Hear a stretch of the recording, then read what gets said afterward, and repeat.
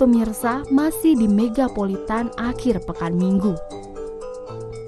Tadi sedikit informasi mengenai sejarah Museum Indonesia yang ada di Taman Mini Indonesia Indah. Sekarang saya akan melanjutkan pembahasan saya mengenai Museum Indonesia. Sebelum membahas bangunan di Museum Indonesia, bangunan kecil letaknya di depan museum adalah tempat loket. Pengunjung wajib membeli tiket masuk. Untuk memasuki museum ini, dikenakan harga tiket masuknya itu hanya Rp10.000. Jam buka mulai jam 8 pagi hingga jam 4 sore.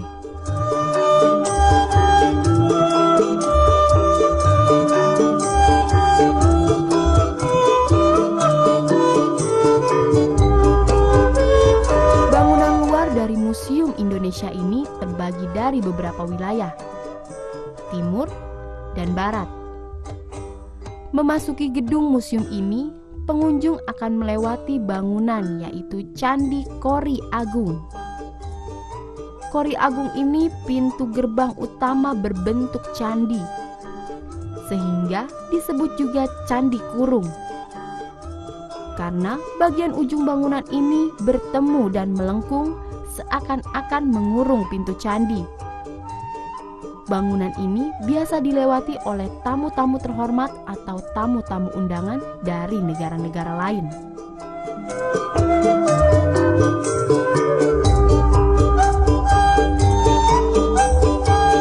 Ketika masuk dalam bangunan Candi Kori Agung, akan ada tangga yang terbagi dua, sisi kanan dan sisi kiri. Dan mulai terlihat sisi bangunan Museum Indonesia yang bergaya arsitektur Bali. Perancang bangunan ini adalah Ida Bagus Tugur, seorang putra Bali.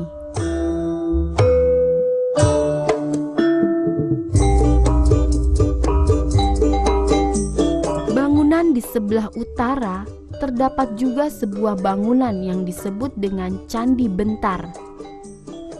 Saat ini berfungsi sebagai pintu gerbang masuk karyawan museum. Jadi, seperti kebiasaan pura di Bali, Museum Indonesia ini dikelilingi oleh pagar tembok dan pintu-pintu gerbangnya berbentuk candi kurung dan candi bentar. Dengan demikian, keberadaan Museum Indonesia dianggap pula sebagai sebuah pura.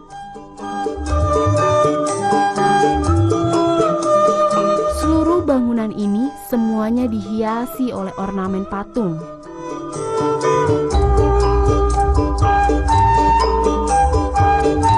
Sesungguhnya, patung-patung yang ada di bangunan luar museum memiliki makna cerita dari pewayangan Ramayana.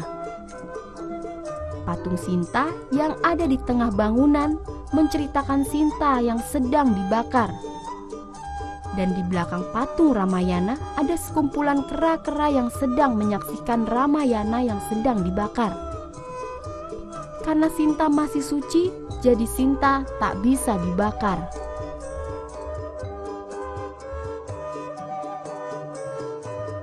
Di samping kiri bangunan ada bangunan terbuka namanya Balai Bundar. Balai Bundar ini berfungsi untuk menerima tamu-tamu undangan atau tamu kehormatan dari negara lain yang berkunjung ke Museum Indonesia ini.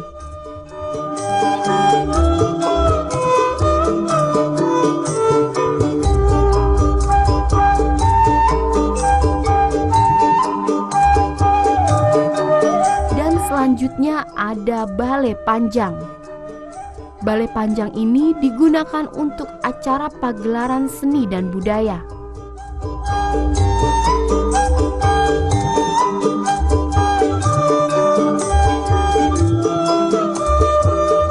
Selain Balai Panjang, ada pula Balai Nyepi, berfungsi untuk tempat peribadatan umat Hindu, serta Balai Bungong atau aula terbuka.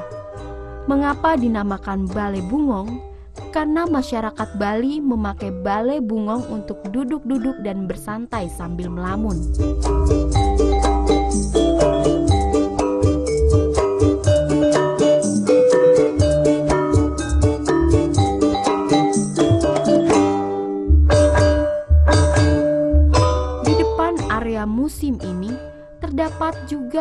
pohon tua besar, namanya pohon jati tamina. Berdiameter kurang lebih 2 meter, ditanam sekitar tahun 1692. Kemudian ditebang tahun 1972. Asal pohon ini berasal dari hutan Randu Blatung, Purwodadi, Jawa Tengah.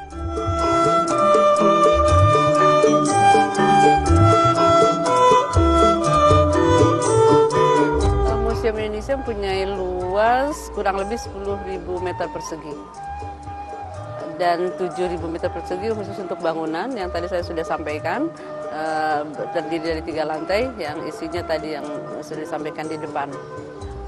Museum Indonesia ini bersamaan dengan pembangunan Taman Mini sejak tahun 1972.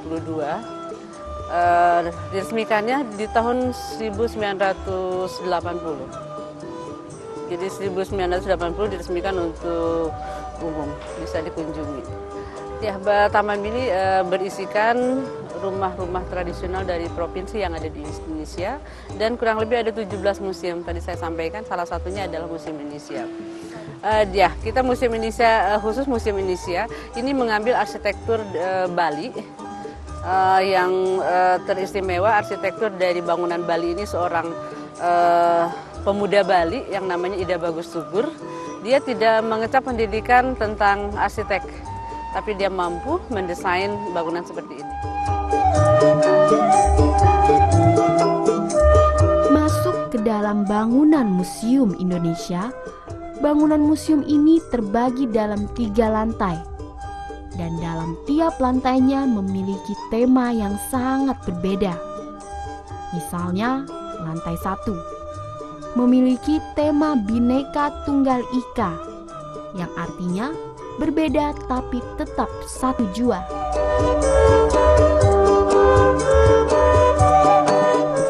Di lantai 1 menyimpan berbagai koleksi pakaian adat dari seluruh provinsi, mulai dari baju adat, alat musik tradisional dari berbagai daerah di seluruh Indonesia.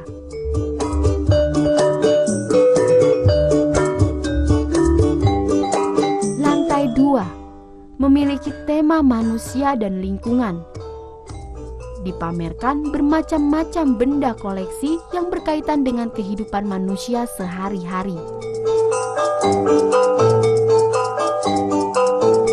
Lantai 3 menampilkan benda-benda koleksi yang merupakan hasil seni dan karya bangsa Indonesia untuk memenuhi kebutuhan acara keagamaan.